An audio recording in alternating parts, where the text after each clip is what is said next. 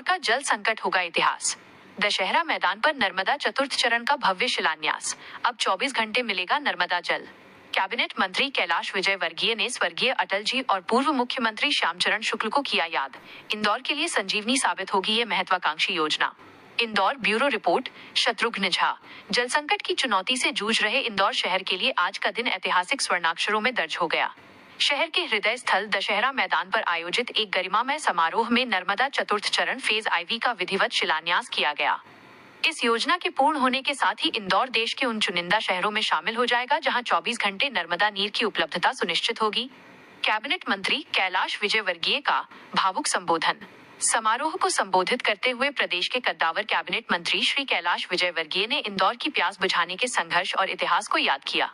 अटल जी का विजन। उन्होंने भारत रत्न स्वर्गीय अटल बिहारी वाजपेयी जी का स्मरण करते हुए कहा कि उनके विजन ने हमेशा विकास की राह दिखाई है। श्यामचरण शुक्ल का योगदान। मंत्री विजयवर्गीय ने मध्य प्रदेश के तत्कालीन मुख्यमंत्री स्वर्गीय श्यामचरण शुक्ल को भी याद किया, जिनके कार्यकाल में नर्मदा जल को इंदौर लाने की नींव रखी गई थी। उन्होंने राजनीति से ऊपर उठकर विकास के पुरोधाओं का सम्मान किया। इंदौर के लिए महत्वाकांक्षी वरदान। नर्मदा का चौथा चरण इंदौर की बढ़ती आबादी और भविष्य की जरूरतों को ध्यान में रखकर तैयार किया गया है। 1. 24 घंटे जलापूर्ति। इस चरण के शुरू होने से शहर के अंतिम छोर तक के घरों में 24 घंटे पानी की सप्लाई का लक्ष्य रखा गया है। 2. भविष्य की तैयारी। यह योजना अगले कई दशकों तक इंदौर की पेयजल समस्या का स्थायी समाधान करेगी।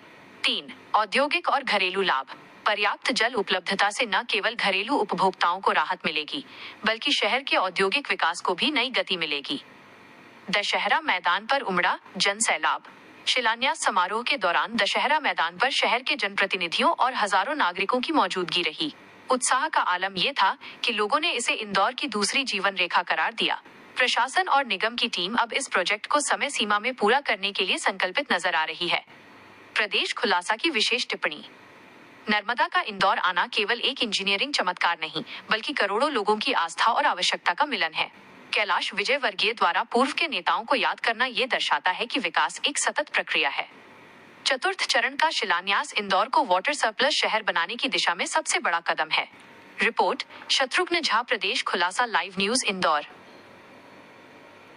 हमने वो काम किया है कि सारा इंदौर शहर आपको और आपकी परिषद को याद रखेगा। बंधुओं, नर्मदा मैया ऐसे नहीं आई। मुझे याद है, यहाँ पर बाबू दादा बैठे हुए हैं।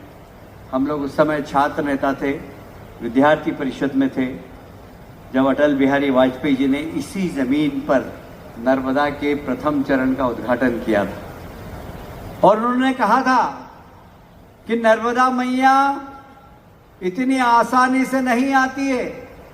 उस समय तमाम साइंटिस्ट और वैज्ञानिकों ने कह दिया था कि 500 मीटर लिफ्ट नहीं की जा सकती। पर मुझे गर्व है, मैं स्वर्गीय बाफना जी का स्मरण करूंगा इस वक्त। बाफना जी और उनके पूरी टीम ने वहां जाकर, जिसमें GSTI के इंजीनियर भी थे, उन सब ने जाकर और एक प्लान बनाया। और उस समय मुख्यमंत्री थे श्यामाचरण जी शुक्ला। इंदौर में नारा लगा था, श्यामा भैया पानी दो, नर्मदा का पानी दो। वो पूरी टेक्निकल रिपोर्ट के साथ पूरा इंदौर शहर मुख्यमंत्री जी के पास गया था।